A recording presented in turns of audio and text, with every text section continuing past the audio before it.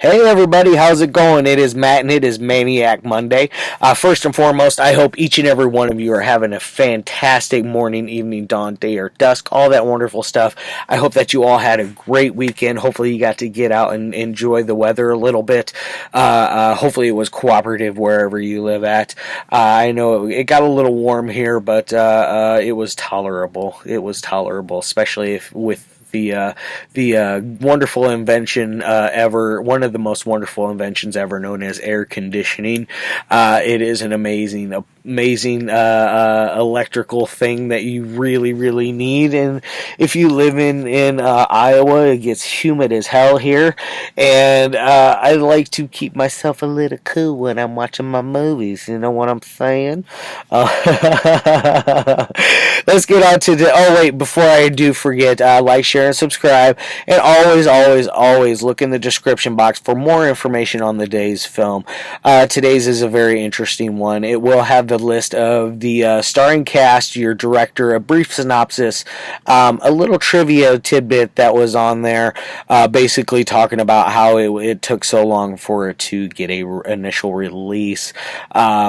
It also has a link for where you can purchase this one. It is a Kunaki website, but it is also, if you want another direct link, go through sovhorror.com, one word, sovhorror.com, and SOV is done in capital letters, just to let you know.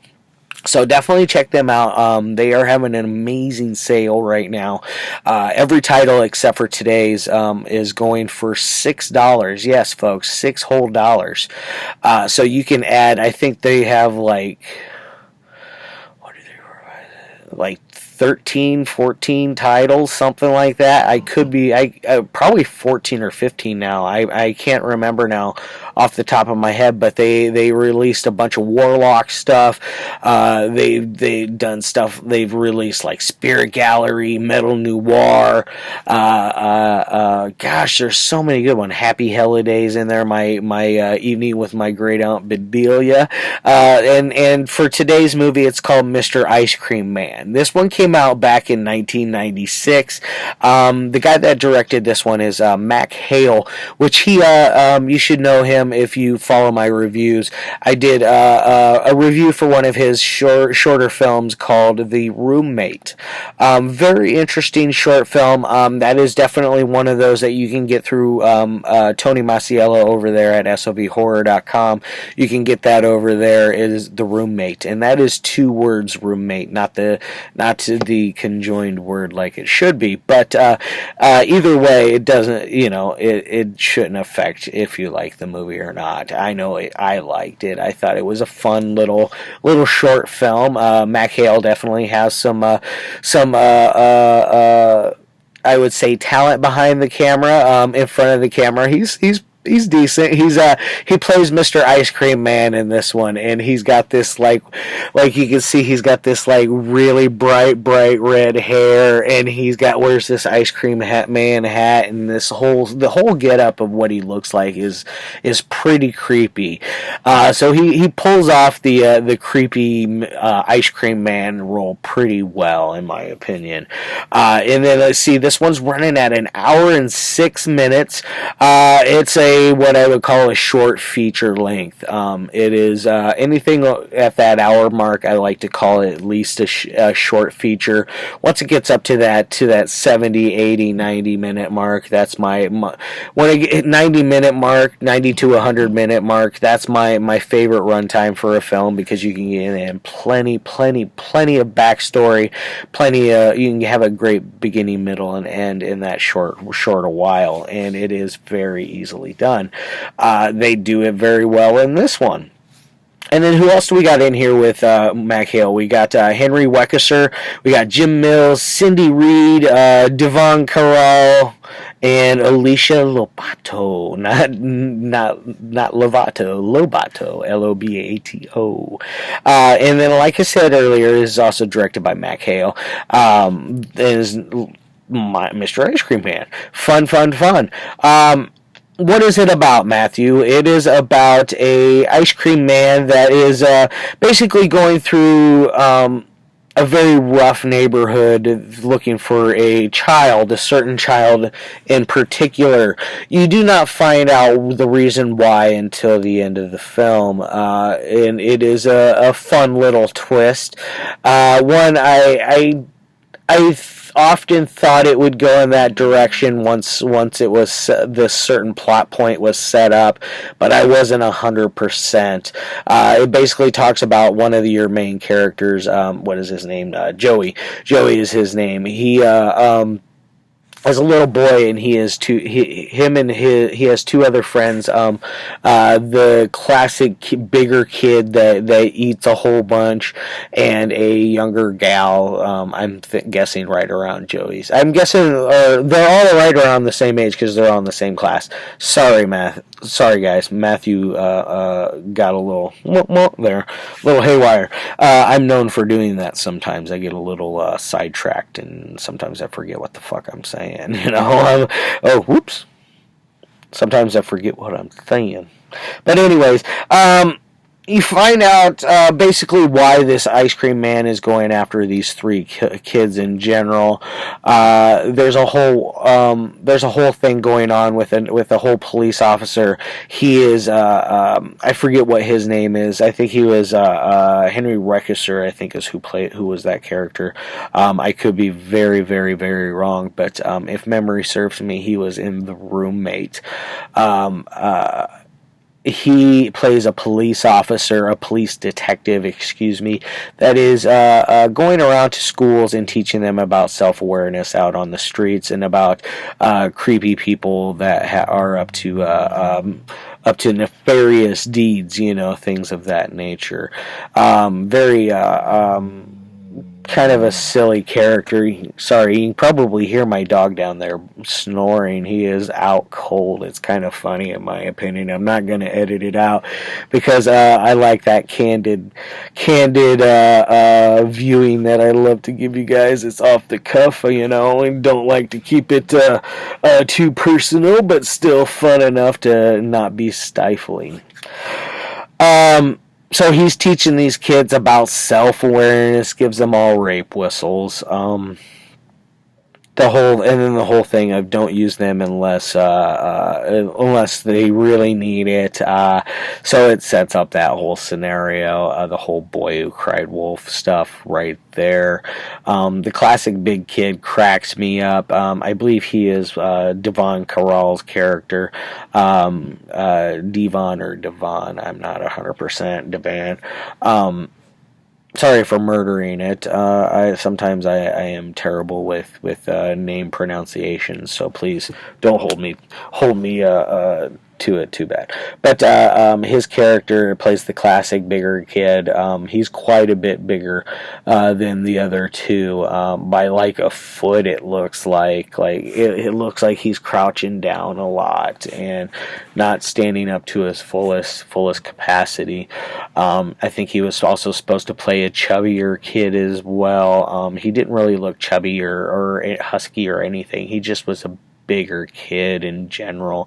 He looked like he was probably a couple grades older than Joey and his little gal pal. Yeah, so Mr. Ice Cream Man is going after these people. There's a whole rape whistle thing. You get to see the classic standard him stalk and kill whichever victims that he chooses. I'm not going to tell you which ones. He uses things like an ice pick. At one point, he uses like a piece of like a glass shard for some of his killings. There's a funny scene where this girl, these two jogger ladies, they're doing their morning jog. They're kind of snooty, stuck-up, rude type girls. They one of them goes over and to taunt basically the ice cream man and be like try to like hey Mr. Ice Cream Man, oh you're so cute and la dee dee dee da, I wanna get with you la la la. That whole baloney pulls it like a succubus type move, trying to suck him in. But she then quickly starts laughing at him and making fun of him. She even was given I believe, a free soda, and he's like, no free, or he was going to give her one, and he's like, no free soda for you now, or something like those lines. But I will tell you that one of those, maybe two of those, has a lovely evening. But you do hear one of them do a very, very silly, hammy job as playing a drunk person. That was really kind of funny because she's singing the 99 bottles of beer on the wall, but I think she was at like 48 or 49 or 47. So she was in the 40s mark, so it's like, how long has she been singing this damn song, and how much has she been drinking? One of those kind of maneuvers. She comes in, and her roommate, who is the other jogger, has been killed. Does she get killed next? I don't know. You'll just have to tune in and watch it. Now, as far as any kind of ratings that I would give this one, on the technical side, this one works. There's not any like real flaws in it, in my opinion. It flows together smoothly. The acting is always what most people gripe about. Me, I overlook that like no other, because I think sometimes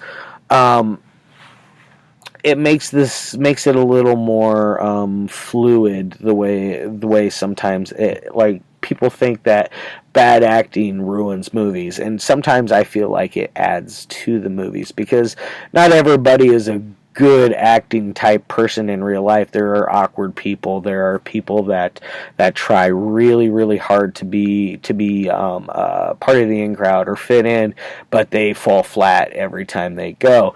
Or there's, it's just people that have different dispositions in life. There's definitely, that's something that you have to take into mind when you think about terrible acting. I don't look at it as bad at all. I just look at it as, that's just a weird person, they're just off, or that's just how they are in general, just, maybe awkward, something like that. But so the characters develop very well. You get to have a nice little backstory for Joey and his little friends. You definitely start to feel for them, not like you feel for them, like you care about these characters. You don't want to see them knocked off. So they do a very good job keeping you, I guess, not concentrated, but it gives you enough to actually make it believable that these characters are believable as children actors, because children actors are, let's just face it, folks, they're hard to work with, and for them to pull off what they did with mostly child cast, they did a pretty good job. I'm not gonna lie. Mack, good job on that one, dude. You did great on that. So I'm going to give this thing a 4 out of 5 on a technical side, because he does know what he's doing behind the camera. So look at some of the interesting things he has to show for you guys. When it even on like a cinematography level, even on his editing, there's it kind of flows rather well. It doesn't feel like it drops off between reels. It doesn't, or scenes. It doesn't feel like a complete, like you just jumped off of a cliff moving into another scene. Boy, he's really snoring. Hey, psst, psst, psst, psst. Not so loud down there, mister. Anyways, oh, he's still going. Come on, I know I'm boring, but not that boring. Anyway, but as far as like a entertaining side, this thing's probably a 4 out of 5 as well. I find it extremely entertaining. The editing, like I was talking about, that flows together smoothly, and I'm one of those that if there's bad editing, it can really affect the overall feel for the movie. And if you've watched my reviews, you hear me talk about that over and over and over and over again about movies that if they have bad editing, it feels like you've just jumped off of a cliff trying to restart things. So that's one thing that adds to the entertaining part of it as well. So it doesn't, your momentum isn't stuttered, it doesn't feel forced or half-assed. It does not feel like they rushed anything. They took their time. This thing has a lot of heart, a lot of passion in there. It is very, very, very it's got a lot of heart. It's the best way I can really describe it. And I want you guys to go out and get a copy. Check it out. It's well worth I think it's going for $18, and then you got shipping on there. And I think Tony does 3 different offering things for 3 different levels of shipping, like the regular shipping, which is like a week, expedited shipping, and then there's like overnight shipping or 3-day shipping or some crazy shit like that. I don't ever pay for that because I am a cheap ass and I refuse to pay like $30 for shipping when I got the movies for less than 20. You know what I'm saying? So now go over to sovhorror.com, pick up all their stuff. If you need to, shoot Tony Masiello a message if you have any problems with your order or any questions. I'm sure he will gladly answer them. The guy is an absolute wonderful man. I'm glad that he is letting me do these reviews for him over there, because if it wasn't for him, him and other filmmakers like him, I would lose interest in doing reviews, I feel like, because adding new stuff like this to the fold always is nice, and learning new movies is like stuff I have never known existed before. Not like today's. I did know of its existence, but other movies that I've done in the past, like, it's very cool to find out stuff, like especially the SOV, the shot on video stuff.